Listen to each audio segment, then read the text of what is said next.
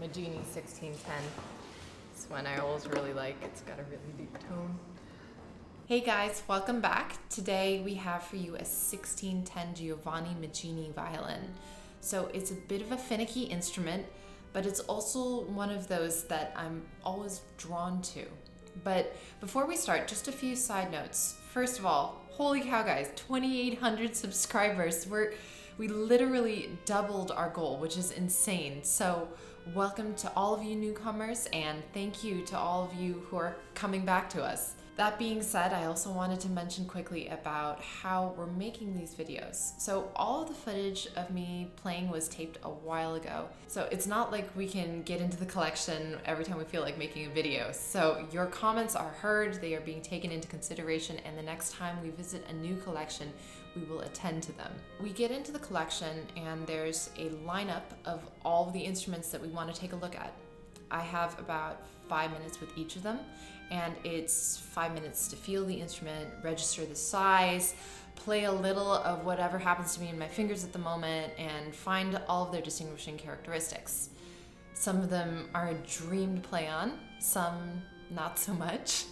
And of course there are instruments like the Strads or Guarneri's. They get a lot of attention, so they get played much more frequently, and most importantly, they get tuned much more frequently. While the Bergonzis, the DeSalos, the Magginis, they get tuned maybe a handful of times per year. So when we go in, I've got 5 minutes to tune and get to know a fascinating instrument like this 1610 Maggini. So sometimes it's a bit difficult to play anything in any semblance of true intonation, but what I really want you guys to be taking away from these videos is the tone color, the quality of the sound.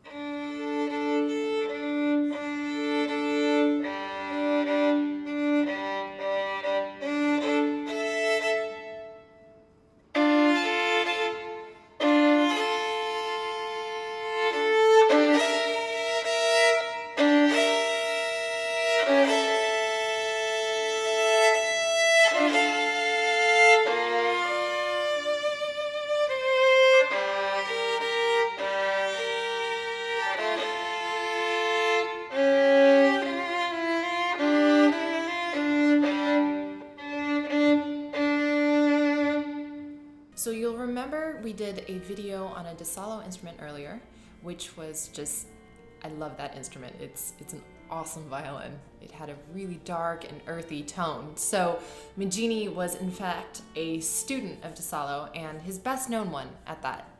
Maggini began studying with him in 1586, and after 20 years of work in DeSalo's shop, he decided to go off on his own way. Now, it's tricky because Maggini had this wonderful habit of not dating his labels.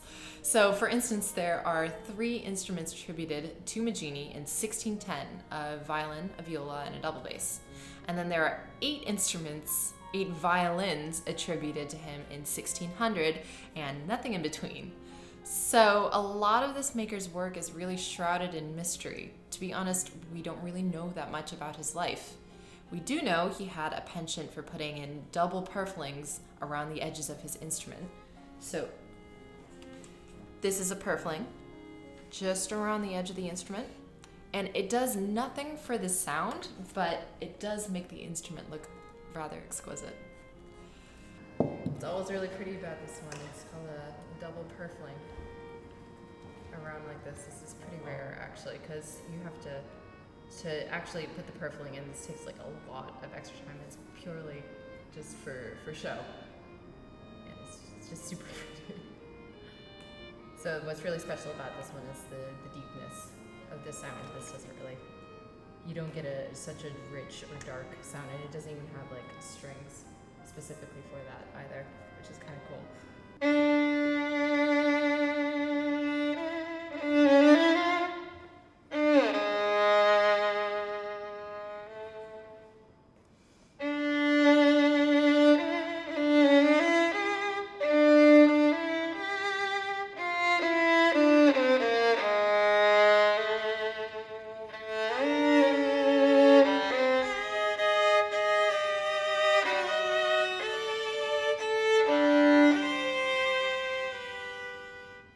All of these things actually contribute to make Maggini's work some of the most forged in the luthier's world.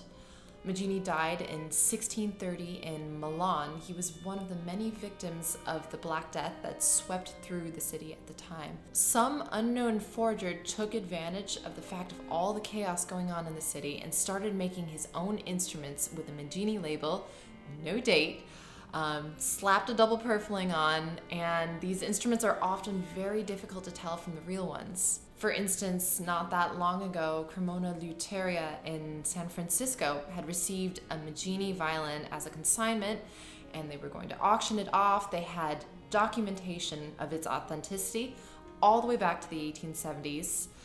Luckily, the head of the Luteria was a bit suspicious of the instrument, and he sent it off to London, had it double checked, and it was actually proven to be a copy. So it just goes to show that the whole violin business can be incredibly elusive.